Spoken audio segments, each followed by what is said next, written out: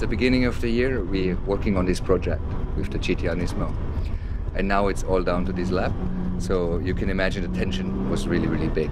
And you could see I was just checking with my left hand that the car is in R mode and all the settings are correct. And here I start to go and the time starts right here at this point.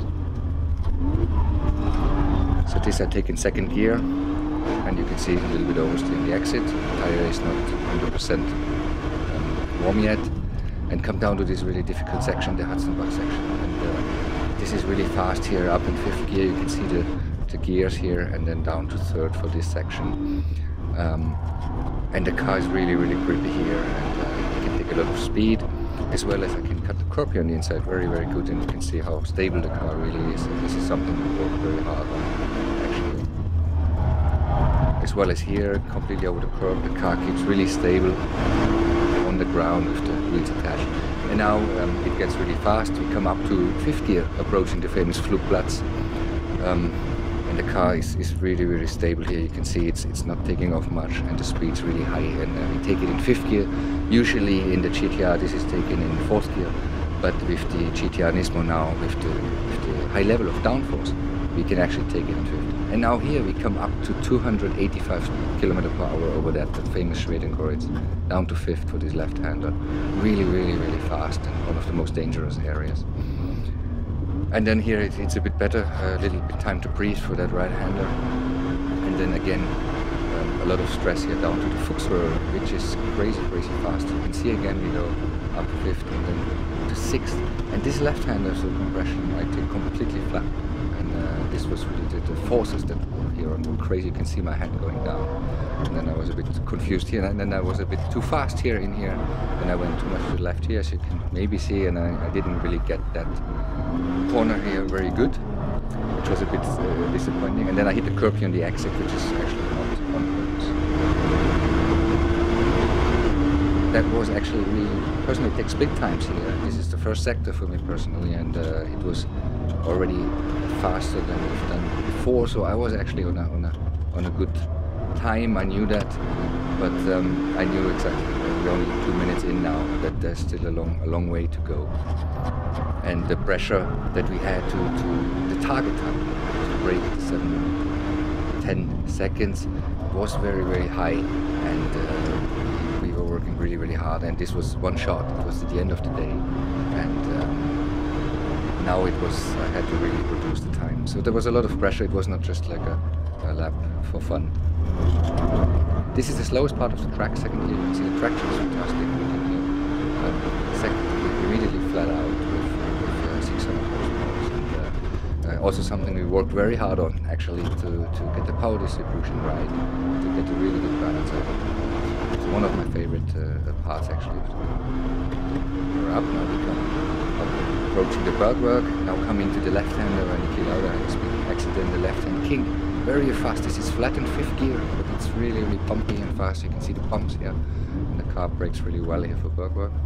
And here I'm really early on the throttle, really important for lap time here. Come to the second spin time here, 3:14. This was the best we've had, I think we've seen. And this was really encouraging. I said, okay, now make no mistake. Again here, very fast, very dangerous left-hander here. Also flat, just flat. You can see the bump. The car almost jumps to the grass. Very, very risky section. And of course, as a driver, these sections are when the heart rate goes up. And this is the famous left-hander here. Normally, again, fourth gear in the Gt-R Nismo, fifth gear, over 200 km/h around that turn. And then it goes at a little bit lower speed, and you can a little bit relax, but not really relax. Relax from the stress level maybe, but the concentration starts to go now after 4 minutes in the car. And it's really tough now to focus and not make any mistakes. Famous carousel here. I take it in third gear, second gear is an option. The car is more calm in third. Coming up here, and this left-hand king is very difficult to drive because it's either a lift or short brake, very complicated, but I hit it quite well. Up to the highest point of the track here, in fourth gear, the Hohe 8. And this is actually now my favorite section, starting off the track. fourth gear, the famous Wiggelmann coming here. The car handles extremely well with this downforce we have.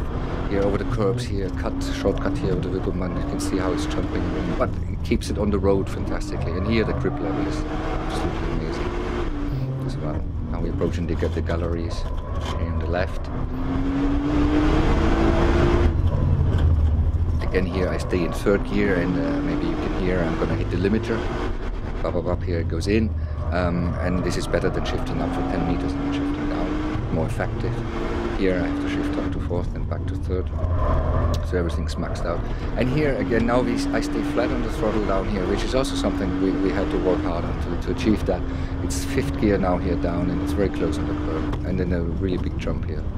The car is completely in the air, and it felt really great around here. And also here the left-hander, and then this is the last jump and the last really dangerous section here, which is really tricky. Here in fifth gear you see how narrow it is and how high the speed really is. It's difficult to imagine when you drive through there. It's really unreal. And now I know I'm almost home. I have just a couple of more corners here.